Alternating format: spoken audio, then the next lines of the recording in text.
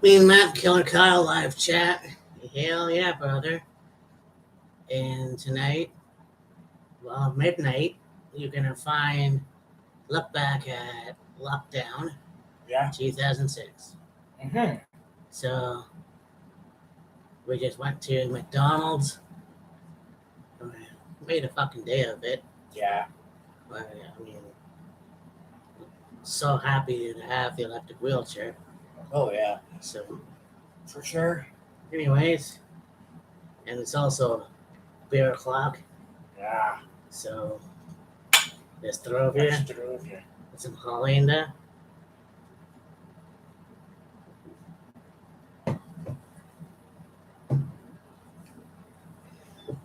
So, if you haven't already watched it, obviously, Hell in the Cell was really good.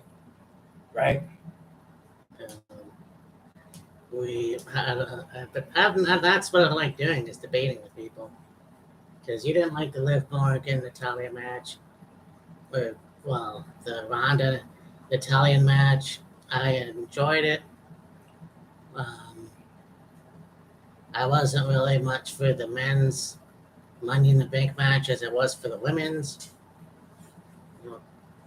Yeah, it was a good show. Yeah. So Well, like I said in our Facebook live, women's money, like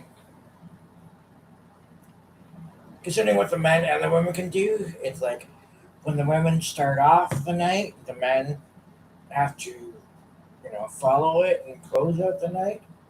It's difficult. Like both men's and women's money in the bank line matches was good. mhm. Bobby Lashley and Austin Theory is what you expect, basically what you expected it to be. Lashley just basically destroying Theory. Bianca and Carmella was not bad for what it was. It could have been better, but not bad for what it was. Street Profits and the Usos stole the fucking show. Match of the night, in my opinion. And yeah, Ronda and Natalia, that match had so many fuck ups. It was insane.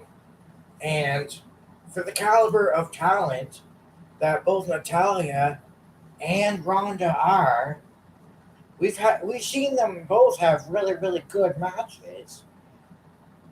But Money in the Bank, that match just wasn't what you would have expected it to be.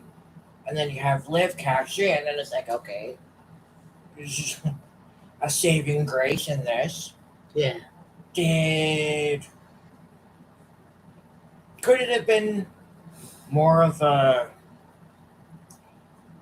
surprise? Well, a surprise that she beat Ronda? Yeah, like Ronda didn't really put up much of a fight. No. It was just basically ankle lock, roll up, 1, 2, 3, Liv's your new champion. And there have been some, I guess you could say, complaints about, for the last few years, whoever won the women's Money in the Bank ladder match cashed it in the same night. Liv did it on Saturday. Bailey did it. Alexa Bliss. Alexa Bliss did it. So, I mean, as much as they are pushing the pushing women that, maybe, okay, they're pushing Liv.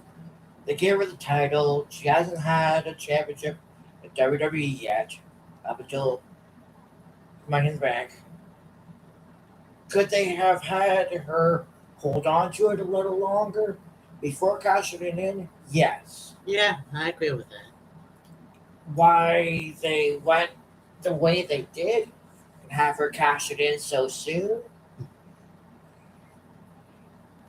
My opinion is with the way the match went with Ronda and Natalia, it's like, okay, that match need like I mean, Ronda beat Natalia. We could have left it at that, and Ronda retained, and then whatever. Yeah. Yes, Ronda was favoring her leg, ankle, knee, whatever it was.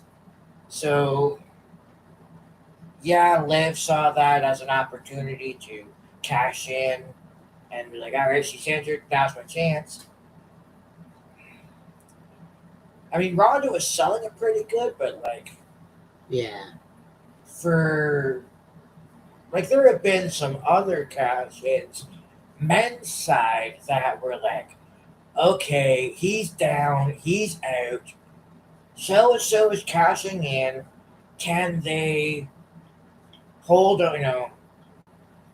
beat whoever's cashing in, or are they going to lose the championship? With that one, it was like, nah. Was it exciting to have Liv cash in and win? Yes. Could you have had more of a fight put up by Ronda? Also, yes. Yeah. Neither, regardless of the situation, the fact of the matter still remains: Liv fucking deserves it. Yeah. No, Bar I none, do. hands down, she absolutely 100% deserves it. 100%. And I think what my only thing would be, though, is okay, Bailey cashed in on, can't remember who it was, but it was a face heel thing. Mm. Alexa Bliss cashed in, and she was a heel. I think it might have been Sasha Banks. Somebody was a face. In this case, though, it was like Liv is a face, Ronda's a face. So it was a little bit out of character. And I mean, after the Liv pinned her, it was like they hugged, and that was it. And in SmackDown, she does both right. SmackDown, she comes out, she does her whole speech. Then you have Natalia coming out on SmackDown just as well as Raw, but this time Ronda comes out, and then they have a rematch, and then it was like, okay, now my leg is fucked up. Now I'm gonna fuck your leg up, which basically happened. I think I really enjoyed the aggression in the match. I didn't much care. I didn't really pay attention to how Ronda's leg was. Right. So I mean that is what it is. So next week, which is stupid, they're gonna have a number one contenders match for the SmackDown Women's Championship. For some reason, Liv Morgan versus Natalia. That's one thing I have noticed over the last few years, probably 5 or so. It used to be, you had, let's say, Cena versus Randy, number one contenders match. Whoever won got a shot at, let's say, Triple H for the championship. Uh-huh. Lately, it's been, okay, you have so and so face the champion. If they beat the champion in a non-title match, then the next week, 2 weeks, the next pay-per-view, they will get a shot at the championship. Yeah. And that's really fucked up. And that's happened for years. And it's like, why? Why are they facing the champion in a non-title match to have a match for their, like, and if they win, you bet they're going to lose when they have the match for the title, Yeah. in my opinion. And I know there's been rumors that Liv isn't going to hold on to the SmackDown Women's Championship for long, which is dumb. I think they're like, oh well, we're gonna side with the fans here because they want Liv as the champion, but we all know what we're going to do because that's what we do. Liv isn't living up, no pun intended, to our criteria. So we're just going to give her the title for a little bit, and then we're going to say piss on it and give it to someone else. They did that with a lot of them, you know. They did that with CM Punk, although CM Punk was the champion for however many 420 days, I think it was. Yeah. You know, and we've already talked about that. And, you know, he had that stupid spinner belt. I mean, it wasn't a spinner belt no more, but he still had it. And then The Rock comes in, beats CM Punk at the Rumble, and then they unveil a new title. That made no fucking sense. But they didn't believe in CM Punk so much because of the way he looked, I'm sure. But and it just kind of, it sucks. It really does. And I hope she keeps the title for longer. And SummerSlam is coming up. I don't know who is going to be there. Yeah. There are matches that have been made, obviously. Austin Theory versus Bobby Lashley for the U.S. title, a rematch, which doesn't need to happen because Theory is already Money in the Bank. And then, of course, Reigns and Lesnar for the 15,000 billion trillionth time because we really need to see that. There's some other stuff too. Right. So, Dynamite was good. We Yes. talked a little bit about that on Facebook. What I really enjoyed is, and there might have been Blood and Guts, you had Claudio and Jake in the ring. And I was just thinking to myself, wouldn't it be cool if you had a We the People chant? And look what happened. Yeah. So, and then last week you had a backstage segment, and Jake actually mentioned WWE. Yeah. So, that was just something I noticed, I guess. Yeah. It's actually interesting that they're rehashing that history some, 7 years later or whatever. Yeah. Well, it's nostalgia. Yeah. I mean, it makes sense too, only because, yes, it's history. They teamed together. It's almost like Christian and Matt Hardy. Yeah. You know, I remember I talked about this 10 years ago. They had that thing where they were going to have Team 3D versus the Hardy Boys versus American Wolves, I believe. And Bully was like, yeah, talking about the match in Anaheim, talking about the match at the Houston.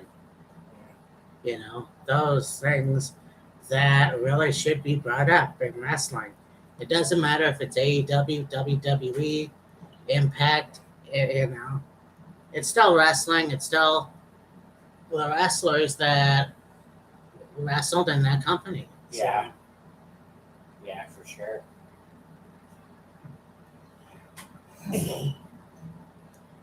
One thing I will say though is when Kingston threw Sammy off the top of the cage, That's pretty sick. that was, in my opinion, better than when MJF pushed Jericho off. Right. Only because it looked cooler and the landing was more violent looking, if you will, than just, oh, I'm going to go through a piece of cardboard and land on 50,000 mats or whatever the fuck. Yeah, and it was cool because at least in the it doesn't matter if it's a soft landing or not. It still fucking hurts. Yeah. But yeah, Sammy lands right flat on whatever the fuck it was. And yeah, Blood and Guts delivered, obviously. And Fighter Fest is next week. Yes. The only match I did see though was Eddie and Chris for a match, a exploding death match. Yeah. Exploding barbed wire death match is like, okay, that's going to be interesting. As my friend would say, the last one went over like a fart in church. Yeah. Yeah, it was Omega and Jericho. Yeah. Yeah. And Eddie fucking sold the shit out of it. It was like, Yeah, I know. I remember it. only in America. And it was talk. I think it was Jericho that talked about it, or Kenny, maybe, well, something like that. And you know, have Kingston come out and cover up, or try to get Jericho out of the ring, and then he was like, "Fuck it, we're almost out of time." Just puts his body over top from the explosion happens, and it just like poof, and he could have it could have been like, what the fuck was that? Look around, but he sold it. Yeah, he sold it. Man, was that fucking stupid. And I mean, they've had matches. It was Chris and Kenny once again, I believe. And it was a death match. It wasn't an exploding death match. No, it was Moxley Yeah, it was Mox. and Omega. So that was really cool. But it's not going to be the same in Japan. Like, I think ECW really came close to bringing the New Japan style to America. I think so, yeah. Like, I don't think you'll ever see, you might, a tape fist match, a broken glass match. You might, who knows? Yeah, we'll see. It'll probably be little shot glasses. Yeah, really. But we just did the fucking look back at TNA Lockdown 2006. Yeah. Next week, I don't know how the fuck we're gonna do this. I mean, it's not gonna be that hard, but like the New Japan Cup 2006. No. Well, it's circuit, but Isn't next Friday gonna be do predictions for Death Before Dishonor? that's right. Because it's the 23rd. Yep, no, you're absolutely right. I can't believe I forgot about that. Yeah, we do. Yeah, there's Death Before Dishonor. Then after that will be SummerSlam. Or wait, hold on.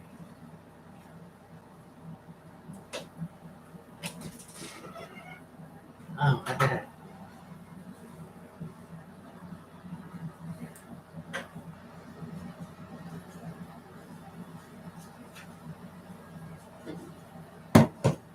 No. Yeah, next Friday we will be able to do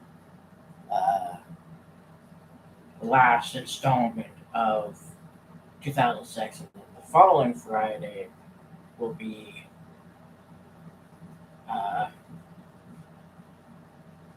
Death Before Dishonor projections, and then the Friday after that will be SummerSlam projections. Because next Friday is the 15th. Yeah, my fucking calendar hasn't been changed. Shit. Obviously, you guys didn't need to know that, but it's a nice car.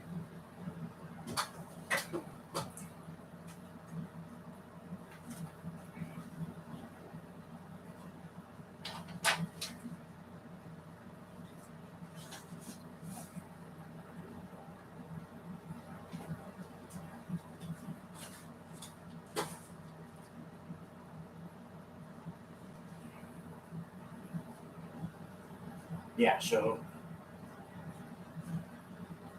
circa 2006, Death Before Dishonor, and SummerSlam. Right. So the next, call it 3 weeks, we got planned out. Yeah. Again, basically another back-to-back pay-per-view Yeah. week. No, that's the 2 way. weeks. Yeah, that's the way we like it. Yeah. Anyways, anything else you want to say? Definitely going to be interesting. Fighter Fest. I'm not sure if it's going to be night 1 or night 2. Have that match with Kingston and Jericho, Right. and then talk about New Japan's circuit cup thing. That's going to be interesting to talk about as well, and then get into Death Before Dishonor, SummerSlam, and then August. We'll see what comes up. We'll see what's going to be coming up in August. Man, this is going by too fast. Exactly, right? Yeah. Anyway, so for Matt and Killer Kyle, because we're on the YouTubes. Yeah, we'll talk to you next prediction video or whatever. Next time. So deuces. Peace.